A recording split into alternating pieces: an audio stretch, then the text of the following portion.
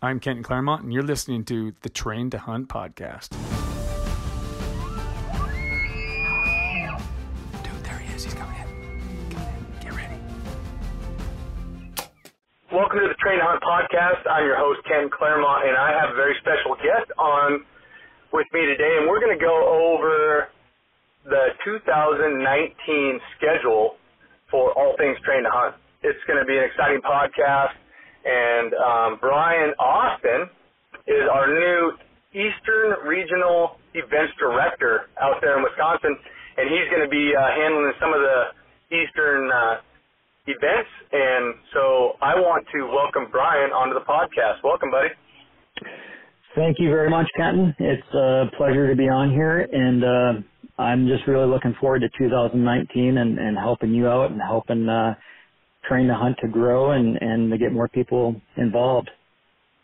Man, well said. I know you as a competitor and a fierce competitor at that, and somebody who always brings a huge team with him. And I know that you're, a fitness professional and you're a fierce competitor. You have quite an extensive competitive background, but a lot of our listeners just really don't know much about you. And since they're going to be seeing your face a lot this year, especially those Eastern events, I thought I'd give you a chance to just, let people get to know you and what a little bit about your background and where you're coming from. So I'm going to hand the mic off to you and just introduce yourself, buddy. Sure. This is everybody's favorite part of talking about themselves, which I absolutely hate doing, but right. I'll do my best. So I'm a Wisconsin native, born and raised in Wisconsin. As you said, I'm been a personal trainer now for almost 20 years. That's what I went to school for. Been helping probably literally thousands of clients over that 20 years get in better shape and train for one event or another. And I guess that's just what, I have a passion for. And getting involved with Train to Hunt just combines the fitness aspect as well as the hunting aspect. Growing up in Wisconsin, I've been hunting since as early as I can remember. Love archery hunting. That's, I guess, my number one way to hunt other than gun. But my buddy Ed got me involved with Train to Hunt. Now it'd be going on 3 years ago, and I had heard about Train to Hunt before that, but never really looked into it. And he had done competitions a year or 2 years before that. And then it just kind of organically grew through my business and being involved with Black Hawk Bow Hunters, which is my archery club here in Verona. And now we have a good following. I have 10 or 12 people that are on our Get Fit with Brian team that we travel all over the nation doing different events. And I do a hunter's fitness class at our archery club that's starting up in December. We have 20 people signed up for that, and I'd probably say that most of those people are going to be doing a Train to Hunt event. So yeah, that's kind of hunting and fitness is my background. Well, that's a good segue into this next bit, because you said a lot of your members are going to be doing Train to Hunt events, and one of the whole purpose of this podcast is to talk about what Train to Hunt has in store for everybody in 2019, and I'm pumped about what we have going, just because, as you know, the Train to Hunt Challenge qualifying series that we've had for the last 8 years, there's always people that have been a little bit timid as to whether they felt like they could do it or not, and then you had your handful of people who always felt like the qualifiers should be harder, and right now, I'm excited to say that we got events for everybody, right? There's no way that anybody's going to be able to use that excuse this year, because we have the indoor event that I want you to talk about, because these are events that you're going to be holding. They're indoor events because everybody in basically in the northern United States that gets snow and gets weather during the winter months, they all move indoors, and they have these indoor leagues. And we wanted to offer an event around the idea idea that people are going to be gathering, archers and hunters are going to be gathering in these indoor facilities, and so we're going to bring the challenge indoors in 2019. So, Brian, talk about how this is going to look, the format, where, all of that stuff. Sure, you bet. Well, like you said, we have a lot of new stuff coming in 2019, and maybe we've bitten off more than we can chew, but we're going to do our best to make this happen. The whole idea behind the Train to Hunt Indoor Archery Challenge is to keep people, like you said, in the northern states motivated to stay fit over the winter, because it's hard when it's 20 below zero to get outside and to hike or do whatever it might be. And there's oodles of indoor archery shoots, 3D shoots and target shoots and stuff like that, but nothing that combines fitness and shooting. So I kind of came up with the idea of this indoor archery challenge. And this year is going to be kind of the beta testing. So we have a few venues here in Wisconsin that we're going to be holding these at. And each event might be a little different because we want to test out different things so that going into next winter, we can possibly streamline this and take this on a national level. But in order to do that, we want to make sure that we got the kinks worked out and that things can be run very smoothly, and it's going to be a win-win for everybody and people can enjoy it. So the first event is going to be on January 26th. That's going to be at La Crosse Archery. Our good buddy Anthony Schmidt, who's also a trained hunter, he owns the pro shop, and he's got a nice 30-yard indoor range there. And before I go into the details, we are going to have registration opening up here, hopefully by the end of November. We're actually going to be filming videos this coming Friday that will show kind of what the challenges are going to be, how the scoring will be, and all that kind of jazz. But can you give us kind of a highlight, like what you have in mind as far as what the amount of work they're going to have to do and divisions and that kind of stuff? Yeah, so each event right now, what we're thinking about is that we're going to cap it at 50 people just because it's going to take a long time. We're hoping to get people done within 6 hours, or the whole competition will last 6 hours on a Saturday. So in order to do that, we have to cap it at 50 people. With when you register, and what kind of is involved with this is that you'll have 2 rounds, kind of 2 qualifying rounds that will seat you. And those qualifying rounds will take your combined score. So what I can say is that you're going to have 4 challenges, and just like a train to hunt challenge, you're going to do your challenge, and then you're going to shoot the target. Do the next challenge, shoot the target. Obviously, there's going to be no running because it's indoors. So it's going to be a little bit higher intensity, I think. The shots will be 20 to 25 yards. And then how you do in those 2 rounds, that's going to seat you. So it seat you from 1st to 50th. And then in the 3rd round, that's going to be the first elimination round. So first place will be going against last place, second place will be going against second to last place. And basically then we're going to be eliminating the bottom half. And then in the next round, the exercises or the challenges are going to change. People won't know what those are going to be ahead of time. We're going to basically put in, let's say 12 different challenges that we've come up with, and we're going to draw out of the hat 4 challenges for that round. And then as each round progresses, the repetitions are going to increase. The scoring penalty might increase. Instead of, it's going to be your traditional train to hunt scoring. So for every body would be 30 seconds, every lung would be 30 seconds added onto your time. But as we progress into the later rounds, that might increase as well too. So the repetitions are going to go up, the challenges will get harder, and the shooting penalty will increase as well. And then basically, we're going to narrow that down. Again, with this being the beta year, it all kind of depends on how many men sign up, how many women sign up, what age groups, if we can have age groups, or if it's just going to be, all men against men, all women against women. But I will say this, and there's going to be some pretty good swag.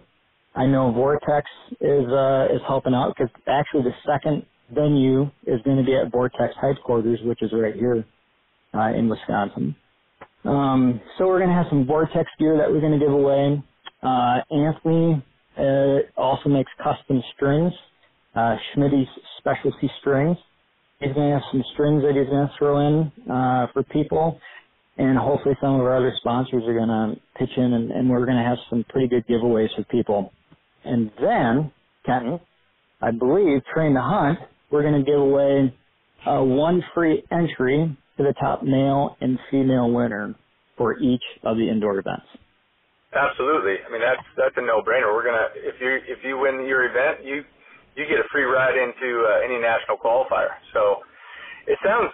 I mean, I'm excited about this event for a lot of reasons, but it's a great opportunity for people to go out and continue that hunter athlete fitness component, and gives you a little competition in the middle of the winter. And I think it's just going to be a riot, just having people get out there and compete and get a chance to get to know some people maybe you haven't met, and guaranteed it's going to be a very similar atmosphere as the Train to Hunt national qualifying series, just except for it's just going to be real intimate, right? Because everybody's going to be indoors. I mean, talk about your pressure. Like, everybody's going to be crowded in there. It's going to be a great atmosphere. I'm really looking forward to this year and working some kinks out and finding out exactly, like, what works, what doesn't, and I hope everybody, jumps on that. And registration for that should be opening. In fact, all registration should be opening here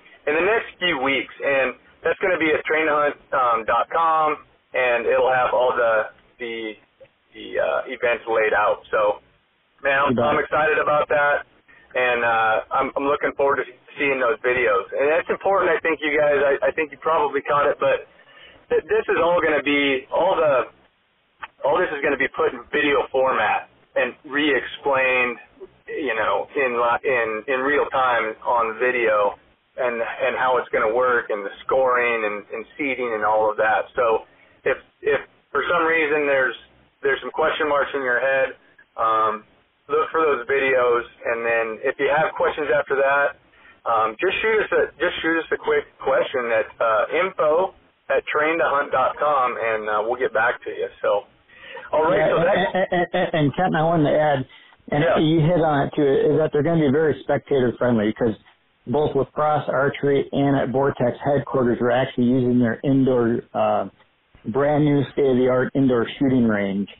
And so there's going to be plenty of viewing for spectators if you want to come and watch. And there's going to hopefully be a lot of encouragement and maybe even some heckling. You never know. You probably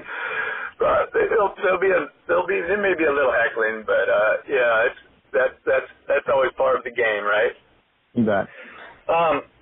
So, all right, let's move on to the national qualifying events. And for those of you that are familiar with these are the events that held around the country that help you to qualify for the national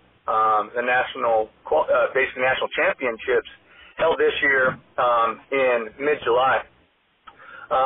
Let's touch on a few of these race sites that we have in stone. They're finalized. They're going to happen, and then I'll talk about a couple of sites that we're still working on. We're trying to get these finalized, and as most of you know, boat clubs only meet so often, and so you have to make sure to run it by all the board members and anticipating these other dates will get finalized here shortly, but this is what we have on the docket. We have a couple new sites this year.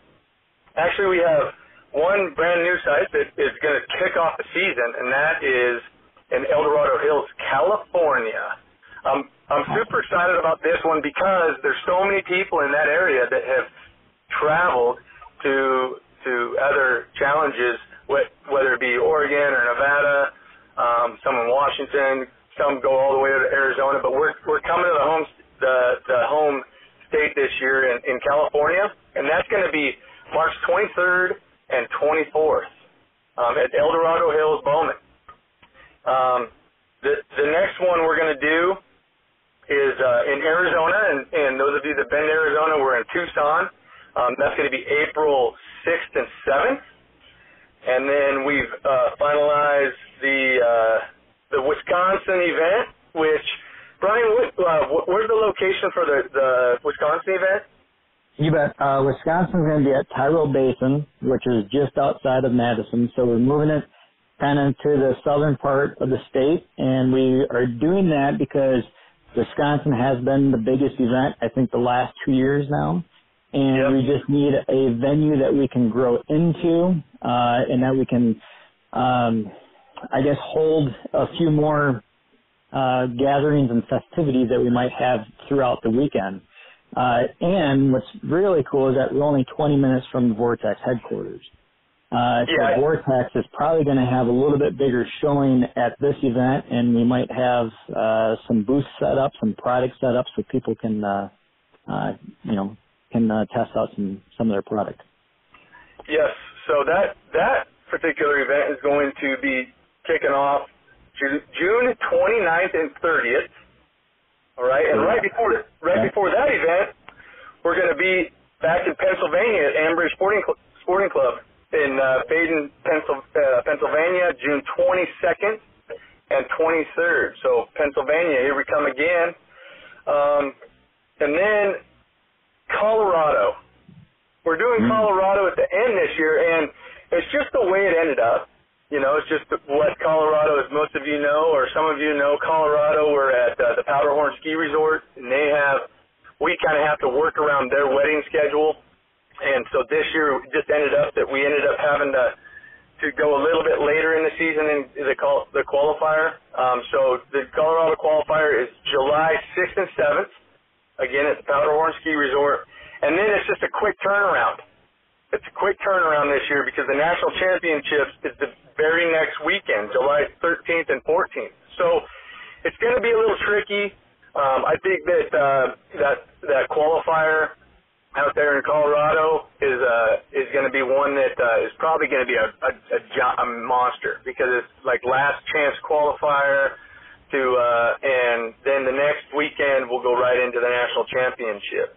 I think that's going to work out well. I know of a lot of people that are pretty stoked about that because they want to maybe come out for that entire week and kind of acclimate and get ready for nationals, and they can do a little competition the week before.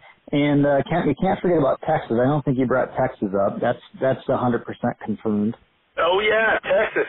I don't know how I missed it on my list here. Texas, June 1st and 2nd. We're going to be back in Texas at Salmon Creek Ranch. That's in the Dallas-Fort Worth area. Great venue. And we're going to talk a little bit more about some of these venues and what we have in store for you for some of these venues. But Texas is going to be June 1st and 2nd. Now, we're also basically finalizing Oregon. Again, this year in the same spot in Oregon. And that one we haven't finalized the date, and that's the only thing we're working on right now is the Oregon date. It is going to be down there in the southern part of Oregon again this year. And then we're still trying to finalize a spot in Idaho. What I would like to hear from you guys, everybody who's listening to this, is how many of you guys, Montana, Washington, like northern Idaho people, would come to that northern Idaho site. It's a great site. Initially, we wanted to try and get it closer to the Boise area just to allow for people to fly into Boise and participate in the challenge and then fly out, because the north challenge event site is about 3 hours away from the nearest airport, and it's kind of out of the way, and so it's not real convenient for people who are going to be flying into the Idaho Challenge. So I'd like to hear from you guys whether you would come to the northern Idaho one, because that one we could lock down real easily. We're just having a tough time finding something in the southern part around the Boise area. So that would help us just get this thing in the books for Idaho and help speed up this process. So Oregon and Idaho.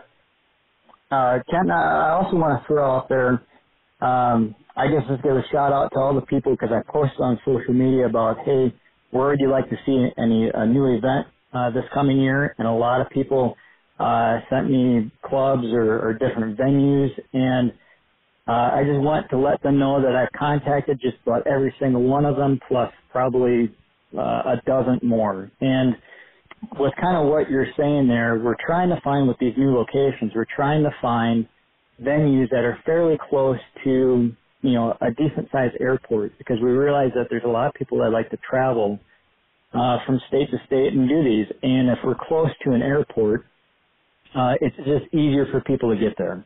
As to if it's an event that's, it's, you know, 5 hours from the closest airport, well, now people are traveling, people are flying, and they have to rent a car and drive all that distance. So it's a little bit of a logistic nightmare sometimes, but and then once we do find a venue, it doesn't guarantee that they want us there. You know, there are like you mentioned before with clubs, there's the board that we have to deal with, you know, some red tape we have to deal with in certain situations, and there's more to it than what meets the naked eye in terms of finding an event and then making sure it's going to work for what we're doing. Yeah, that's right. And along those lines, I also wanted to mention that we still haven't ruled out a few sites as well. Like we haven't ruled out, we may do a competition in Colorado Springs, right, Brian? Yeah, we're very excited about that. Hopefully we'll have that wrapped up this week if it's going to happen. And what's cool about that, it's less than 90 minutes from downtown Denver.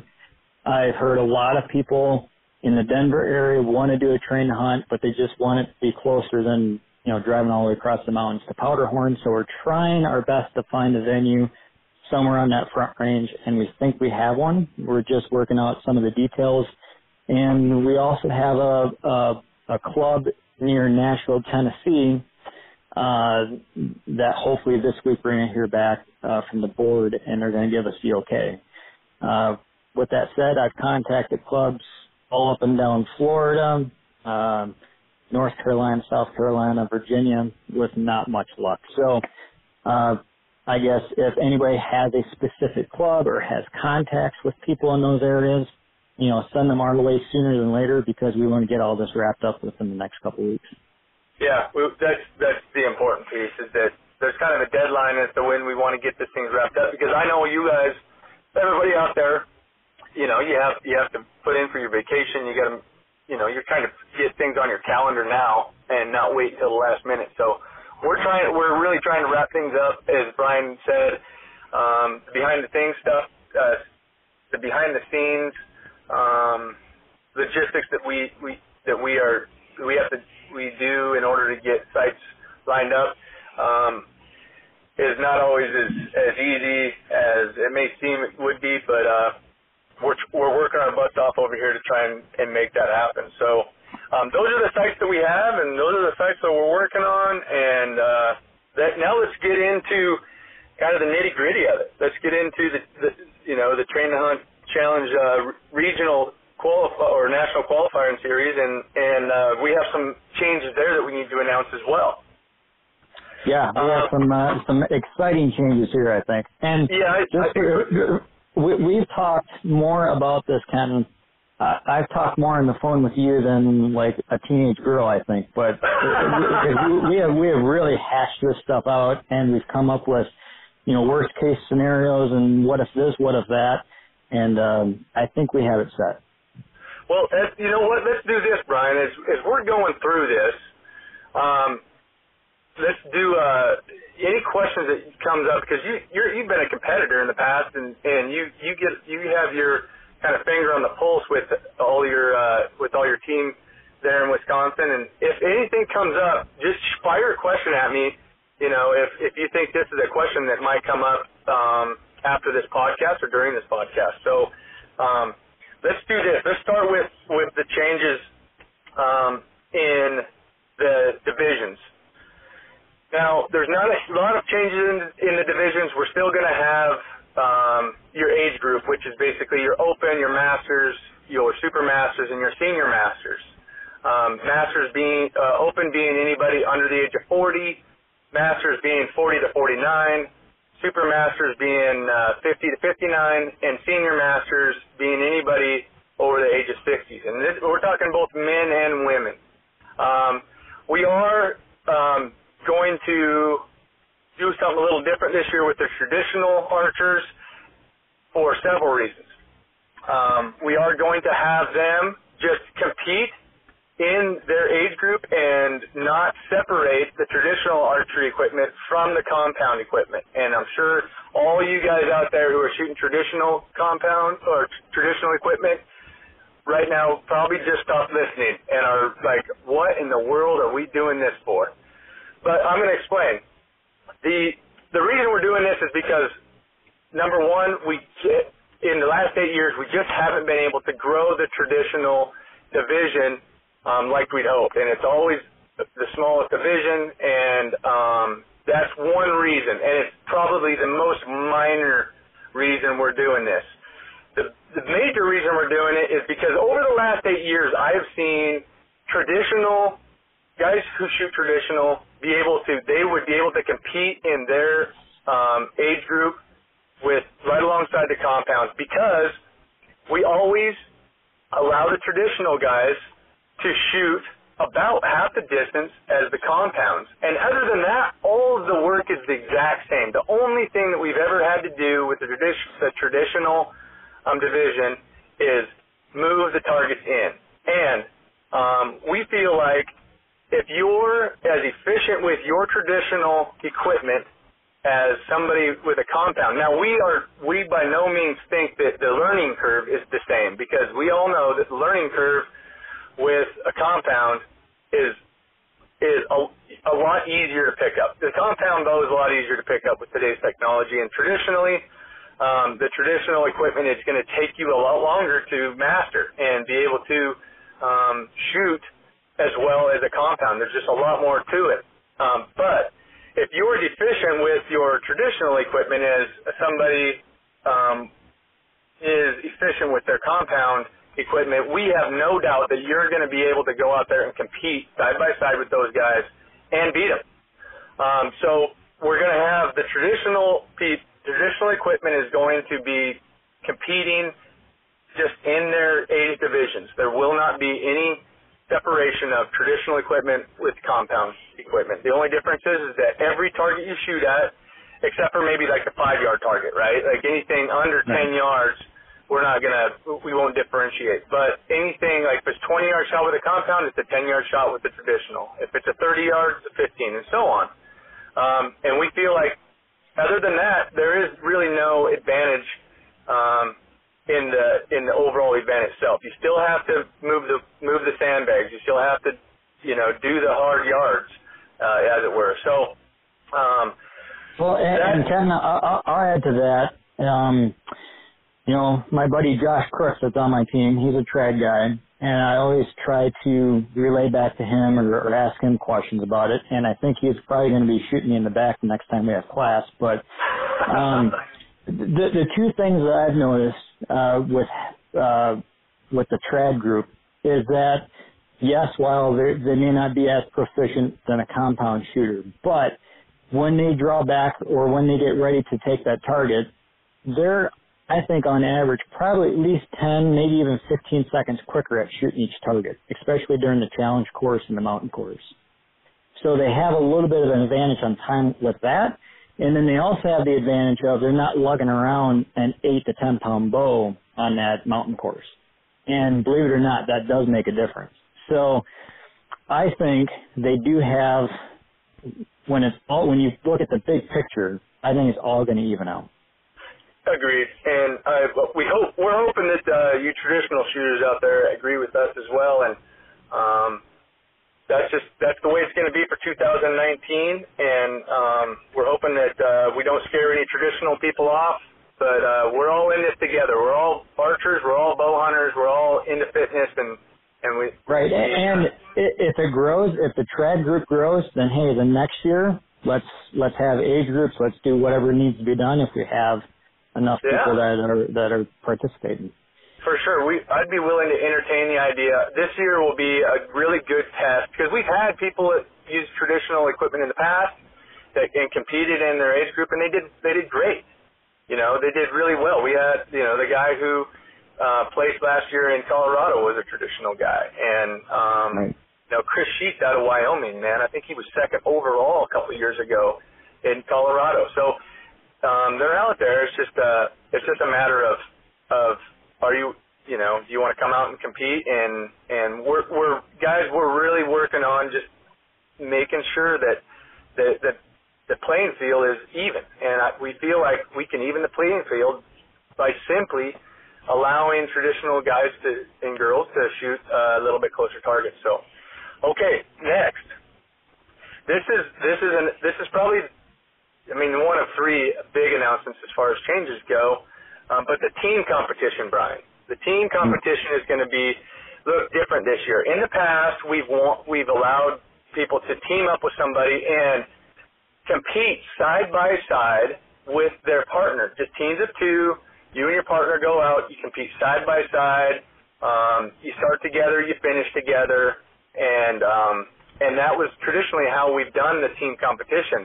But through the years, I've had a ton of requests from people for us to figure out how we can allow people to compete both as an individual and as a team. And this year, I think we nailed it, Brian.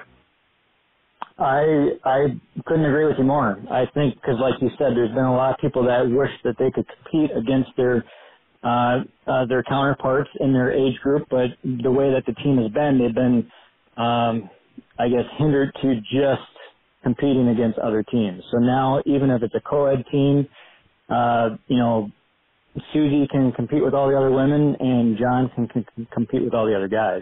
Yeah, and it's exciting because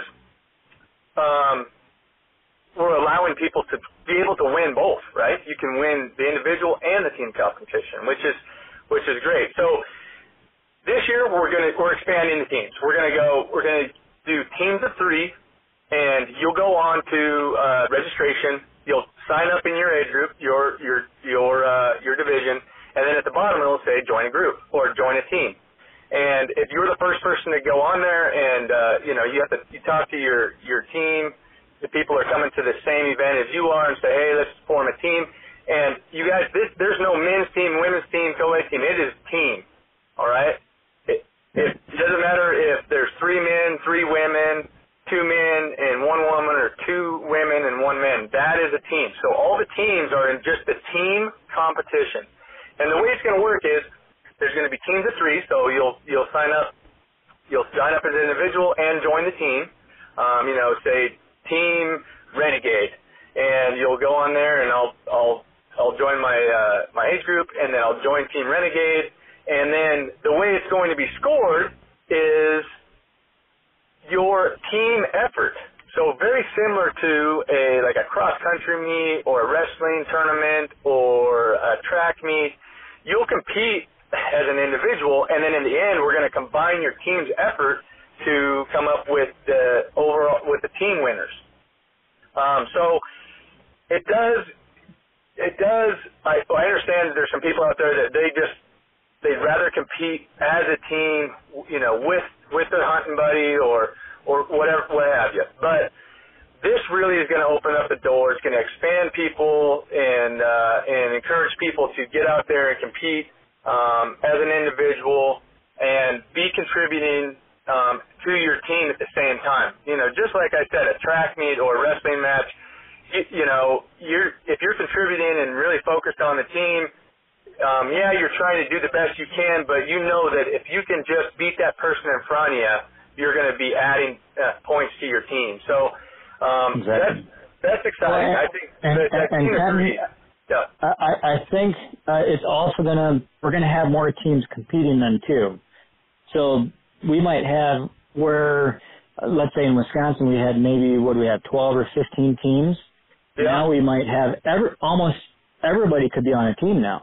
So sure. It opens that up, and I think the thing to realize here is that so a woman is going to be using her weight a 43-year-old guy is going to be using his weight, and a 22-year-old male is going to be using his weight. So you're not using all the same weight. You're still using the weight that is in your group.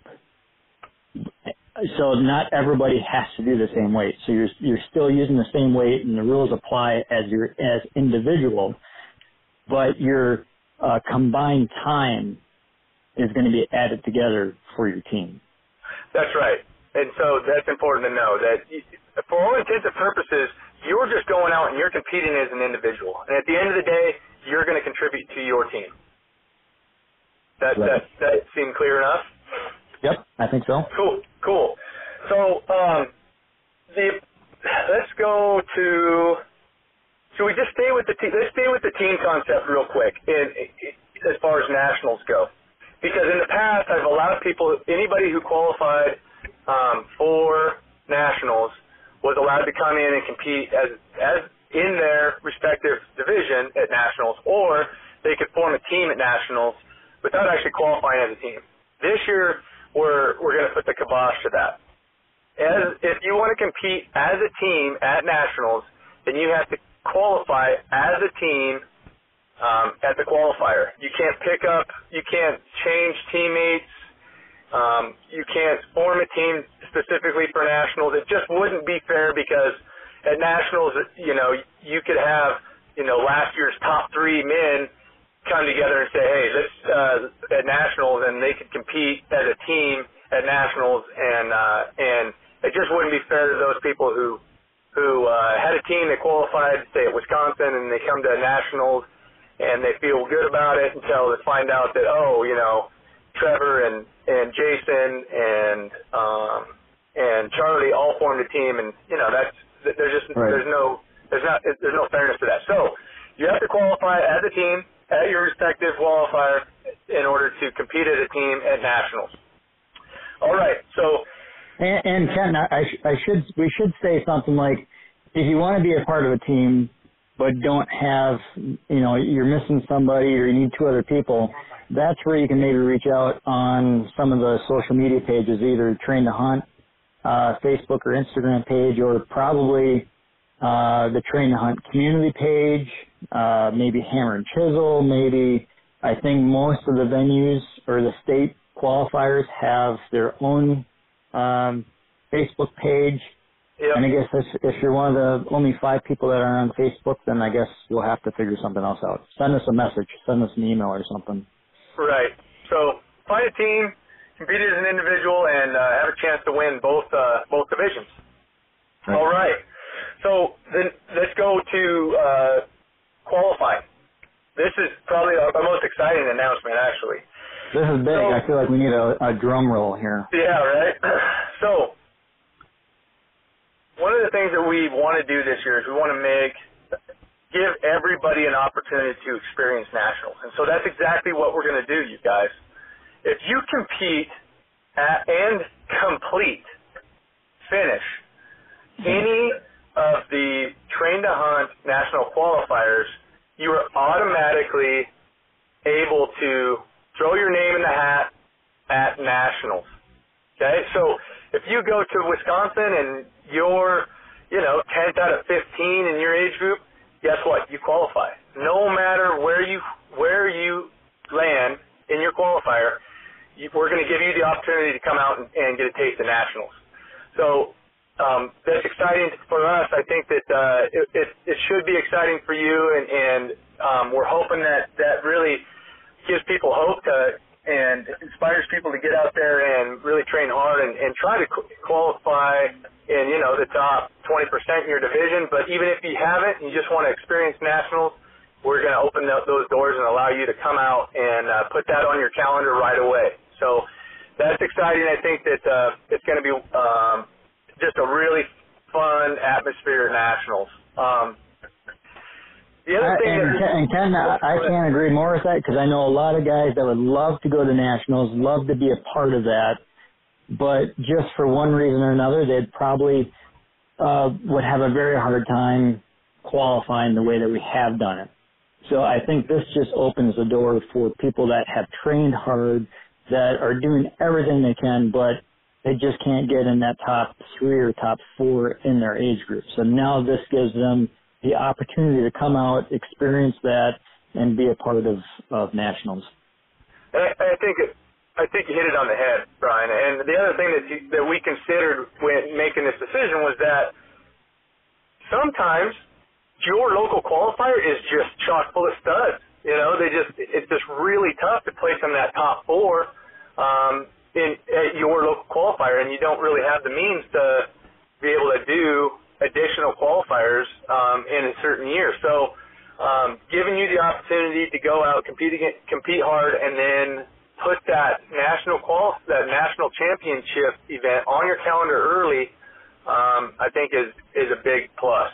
You know, and I think people are going to train harder now. I think, let's say average Joe, I think he's going to be more motivated now because he's like, man, I can actually go to nationals. So now I'm going to, before I knew there's probably no way I was going to be able to go. Now I can if I want. So now I'm going to train harder and then, wake up and go for this run or do whatever you might have to do because now you're going to have that opportunity to go to nationals. That's right. So I will encourage everybody to try and take advantage of it this year because if it's huge and we get if it's just a giant event this year at nationals, we may have to figure out something else for 2020. But for this year, it's an open invite, and you guys, I know from being around competitions long enough that it happens. People get to qualifiers, they don't fare well at their qualifiers, whether they were sick or they just had an off day or whatever, and then they can come in and make some noise at nationals. The example that comes to mind is CrossFit Games. I can't remember how many years ago it was, but at the Northwest qualifier, there was a guy named Tommy Hackenbrook who didn't qualify at the regional qualifier, but they had an online last chance play-in to qualify for the games.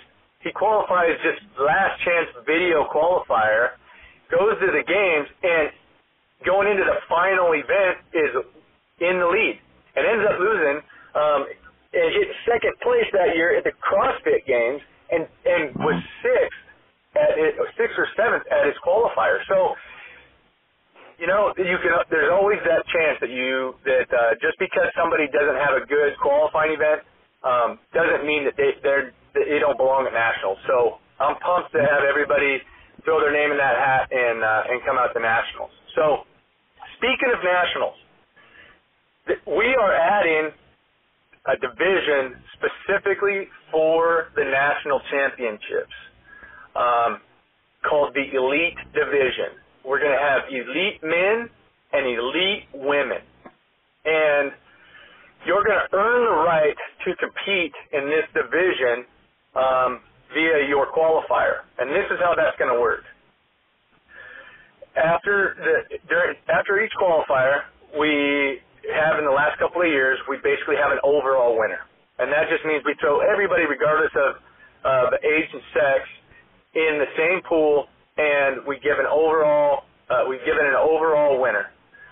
This year, we're going to have overall men and overall women, and we're going to take the top 20% of that pool, and we're going to award them their elite status. Meaning, if you go to a competition, and when the dust clears and all the competition is done, if you were in the top 20% of men or the top 20% of women in that event, you're going to be awarded your elite status, which means you have the option to go to nationals and compete in the elite division. Now, why would you go to nationals and compete in the elite division and not your age group? Because the elite division is going to be where the big cash, cash, you guys, cash and prizes are going to be given to the elite men and the elite women's division. So that's why you should compete in the elite men and elite women's division this year at nationals. So we're really excited about that idea, about the idea of being able to take the elite, the top 20% of men, top 20% of women in each qualifying event and award them their elite status, and then they can go to nationals and compete in that elite division, and make themselves eligible for the big cash and big prizes. Now, go ahead, Kenton. You're probably going to answer what I was going to ask. Along those lines, if you qualify as a team at any of your qualifiers, you will be competing as individuals and as a team in the elite division. There will only be one team competition, and that is going to be part of the elite competition. So, if you're a supermaster and you're part of a qualifying team, when you get to nationals, if you guys elect to compete as a team at nationals, you will be competing in the elite division. Was that what you were going to ask, Brian? Yeah. So, well, yes and no. But with what you just said, so I think what you're saying, Kenton, is that of your team of 3 at a regional qualifier, if one of you qualifies in your age group for the elite, then your team, even if the other 2 did not qualify in their age group as an elite, they can go into the elite status, correct? That's right. That's right, Brian. I'm glad you said that, because that's exactly how it works. If just one person, one teammate out of the 3 of you earns their elite status, then that means your whole team qualifies for nationals and will compete in the elite division as individuals, but also as a team. But that's only if the team qualified in the top 20%, right? That's right. That's right. Okay. Because you can have a team, your team of 3 can qualify in the top 20% and be in the elite without even potentially having your 3 people qualify in the elite as an individual. That's right. All it takes is one individual on your team to gain their elite status, and your team qualifies for nationals. Let's say that you and your two teammates, not one of you qualified as an elite status, basically in the top 20%. Then your team does not qualify for nationals, but you all are invited to nationals to compete as individuals. Does that make sense, Brian? I think so. And I think this is where we're kind of running into some of our issues before, is that if 3 people are on a team, none of them qualified for the individual elite, but the whole team, but their team are in the top 20%, then all 3 of them will be in the elite team event. That's right. So there's 2 ways to qualify for the nationals as a team. Your whole team qualifies in the top 20%, or you have one person on your team qualify in an elite status as an individual. Does that make more sense? Okay. Yes, and we should say that when you do qualify for the elite, rather if it be a team or individual, you can elect to not be in the elite category at nationals. You can elect to go back into what we're calling the age group championship series, because, and what you're probably going to get to, the elite category, there is going to be no age groups. There's going to be male and female, and rather if you're a 65-year-old male or a 22-year-old male, you will be carrying the same weight and doing everything the same. That's right. That's right. The elite is its own division, and they will be all carrying the same weight, doing the same amount of work. And that's why there's only one team competition, and that's in the elite division. So, does that make it clear? I hope so. Yeah. Well, if you have questions about the team competition, shoot us an email. And we'll be coming out with videos and stuff like that. And but I think for the most part that's pretty clear. So yeah, I think the exciting part is that everybody qualifies for nationals, but everybody qualifies for nationals as individuals. yep. The only team competition is going to be in the elite division, and you have to earn your way to the team competition, and exactly. you have to earn your way to compete in the elite division. So and I think too, in the previous years, going into nationals, we had no idea what we were going to be doing. We just knew I was going to be a butt kicker. So this year, when it starts to get close to that time, we will release some of the stuff that we're, for example, the weight that you would be carrying, or some of the challenges that you might be doing, because the elites are going to be doing a lot more, and it's going to be a lot more challenging than the age group.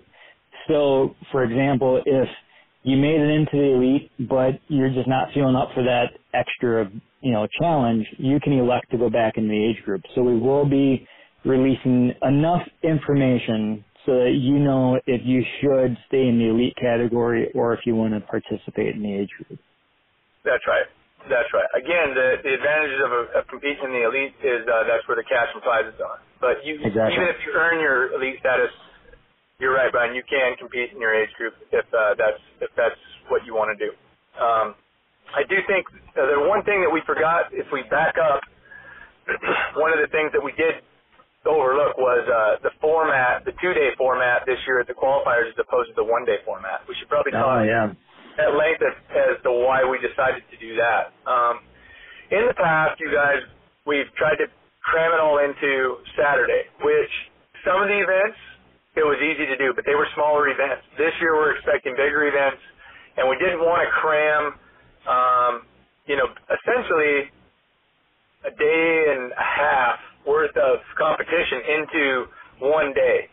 So, and we wanted to give people a chance to get to know each other and stand around and be able to do some special events on Saturday night, whether it be a full draw film tour showing or a family dinner or bonfire, just a social gathering where people can get to know each other and talk to each other without the pressures of winds might heat up or anything like that. So we did go to the 2-day format. Saturday, we're going to be doing the Train Hunt Challenge Course mountain course and getting people through those. And then Saturday night, like I just mentioned, we're gonna have some sort of a social event, whether it be a film tour or a bonfire or just a gathering of sorts, so people can get together and talk and get to know each other a little bit more. Swap hunt stories and that kind of thing. So, and then Sunday will be the 3D shoot. Which we thought was a good separation, because on Sunday we can start that 3D shoot early and have everything wrapped up and all awards done by early afternoon, so that people have time to travel home and be home and not have to get home at the wee hours of the night and then have to get up on Monday and go to work. So our main motivation was just to try not to cram everything into one day, because again we're anticipating the events to be bigger this year, and in order to get those events in before dark and not have to do award ceremonies in the headlights, right, which we've had to do before, we just switched it to a 2-day event. Now we understand that it's kind of a split field out there. That some of you really like the 1-day event because it gave you Sunday to recoup and before you had to head back to work. Some of you really like the idea of the 2-day event because of the social aspect and because you like being able to just hang out with your fellow competitors and not have to feel like you're crammed into one day. And we're going to go back to the 2-day for the reasons mentioned. So for those of you that are really liking that 1-day event and are basically cringing at the 2-day event, we apologize, but we're going to run a 2-day event this year, and we think it's going to be a good time on Saturday night. So that's why we went to the 2-day event. Anything to add, Brian? Well, yeah, as a competitor, competing in these the last 2 years, strictly during the one-day event, because I believe it was 2 days the year before I started. I do remember that first year I competed, people complaining because I went from a 2-day down to a 1-day, and they liked having it 2 days because they felt like you said, is a better chance to get to know people. You know, the train to hunt community is great. I've never met more like-minded, friendly people, and finding these venues that allow us to have a meal like they do in Pennsylvania, like we're probably going to here in Wisconsin at Tyrrell Basin, potentially Texas as well, you bet, and then potentially the full draw film tour, or have a modification of that at some of these events, having a bonfire, really turn it into a festival, a family-friendly event, and just something that people are really going to enjoy. There was something I was going, in terms of, the turnaround on some of these heats, because in the past, we've been running 4 people per heat, or maybe 5, sometimes 6. Hopefully at some of these events, the ones that I'll be traveling to and running, Texas, Pennsylvania, Wisconsin, Colorado, we hope to be running maybe as many as 10 people per heat. So that's going to allow us to get through it quicker, and hopefully, like Kenton is saying, we hope to grow these events so that there's 100+ people at each event, and that's just going to allow us to get through it quicker and more efficient, so there's not as much sitting around. Yeah, so, man, we've given them a lot to chew on, Brian. A lot to chew on. I'm excited about just getting those videos released and letting people take a look at the format. For those of you that have never been participated in a Train to Hunt challenge, it's the format, like Brian said, it's heats of, anywhere between 4 and 10 people. You basically exercise, run, shoot. In some cases, it'll be exercise, run, shoot, run back to your exercise station, exercise, run, shoot. So you'll either exercise, run a loop, and shoot, and then turn around and do your next exercise, run a loop, shoot. Or in some venues, we may be exercising in one spot and shooting in a different spot. So you'll exercise in one spot, run over, shoot, and then run back to your exercise station. For those of you that were familiar with last year's national championship, that's the way we did it. And so we're just venue dependent. I really wish we had just some mirror image venues scattered throughout the country where we could just have a solid format regardless of location. But as most of you know, the terrain at any 3D shoot that you've probably ever been to, it's always a little different, a little bit steeper terrain, a little bit flatter terrain, a little bit, smaller total area. Some have really big areas, some have hills. So we try to keep them as formatted as possible, meaning like the more hills, the shorter the runs, the flatter the terrain, the longer the runs. And try to keep the workload about the same, but as most of you know, we can't cookie cutter the event just because the terrain's just so much different from location to location. So that's exactly right, Ken. And I know a lot of people like to look at the results and see how people are doing, on the other side of the country than what they are, and to see how, their 3D shoot, what their score is or what the course time is. And it's so hard to compare that. And that's one of the reasons, too, why we're opening nationals up to everybody, so that if you really do want to see how you compare to people across the nation in your age group, then nationals is going to be an even playing field. That's right, because everybody competing in the same venue, doing the same work on the same ground. It doesn't get any more apples to apples, than that. Well, Ken, except for us flatlanders that have to deal with the elevation. Well, you know what? Everybody's dealing with elevation except for those guys in Colorado, I think. So that's which I guess we can kind of close the chapter on that.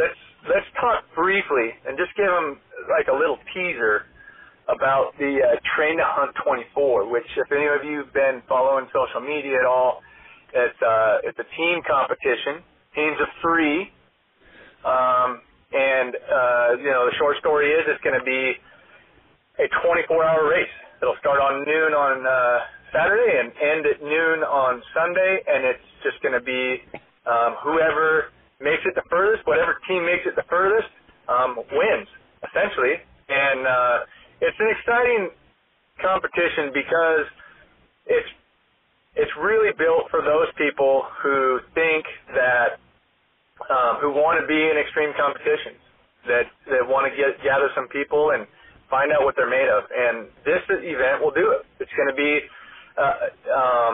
without getting into too much detail, it's going to be a lap, kind of a lap race where you have 3 different laps that you're going to run. One's going to represent your pack into camp.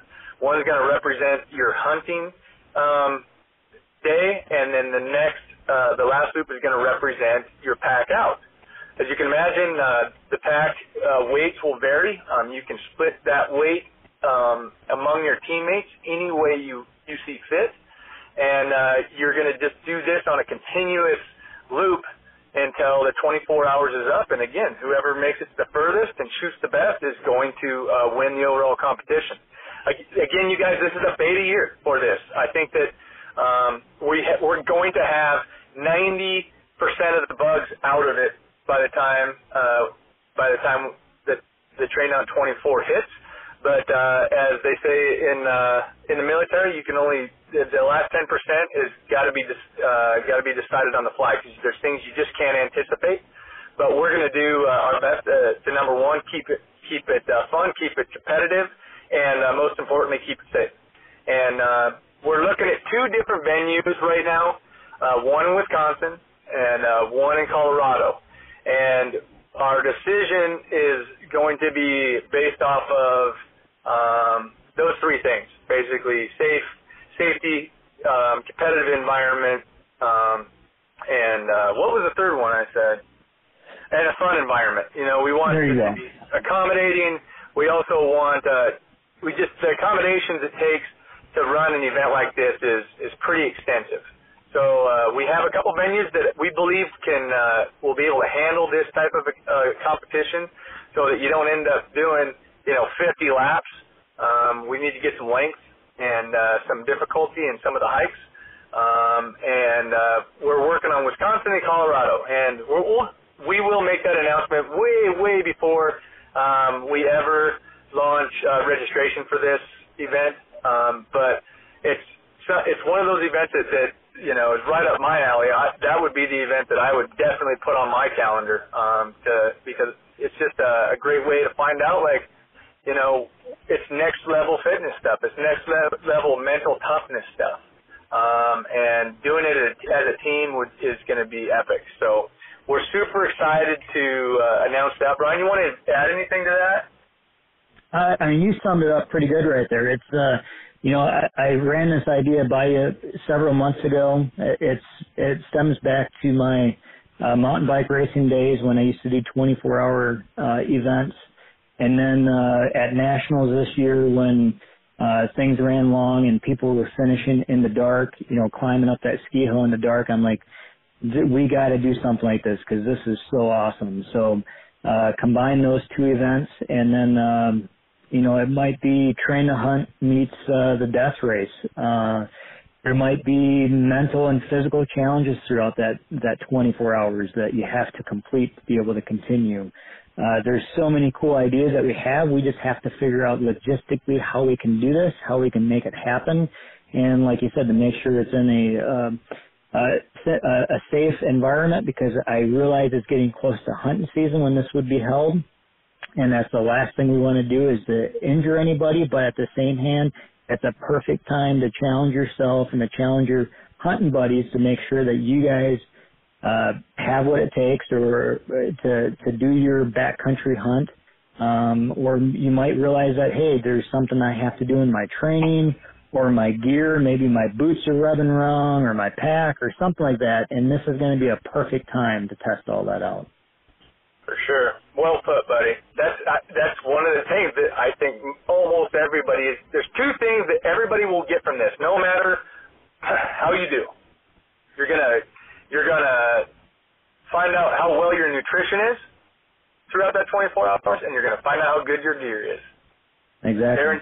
Exactly. So, and I guess, Kenton, one last thing with that is that what I'm trying to do, and the location will kind of dictate this, is that it's going to be just like a backcountry hunt. You're going to have a base camp area that's going to be away from the vehicles, that you're going to have to maybe even pack in your stuff to set up your tent and get everything ready on Friday evening.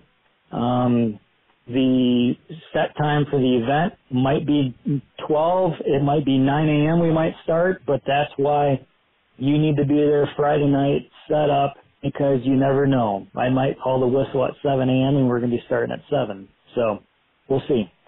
Little Barkley Marathon flavor. Right? Yeah, or just be prepared because it can start at any time. I like it. I hope you guys do too. If you have questions about that particular race, just hold off on that unless it's something really glaring that we missed. We listened to your feedback on what you think the better location would be. Again, we'll decide kind of based on accommodations and what makes sense. And if you have any specific questions about the event, just hold off on those until we release the videos and the information on that, because we still do have some details to work out as far as what kind of what all is going to be entailed in the competition. So I can't tell you this at the teams, men, women, doesn't matter age.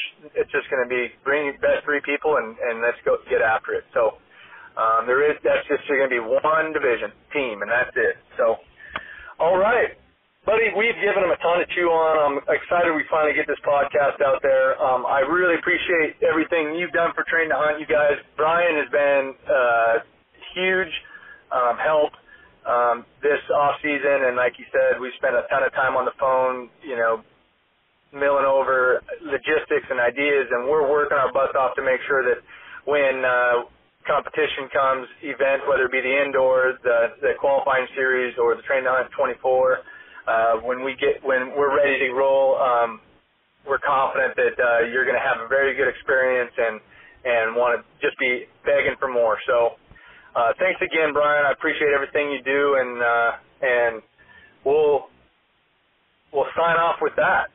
You bet. Thank you, Kenton, for the opportunity, and I look forward to meeting all of you guys at some point this year. All right, buddy. Until next time. There you go. Train hard, live fit.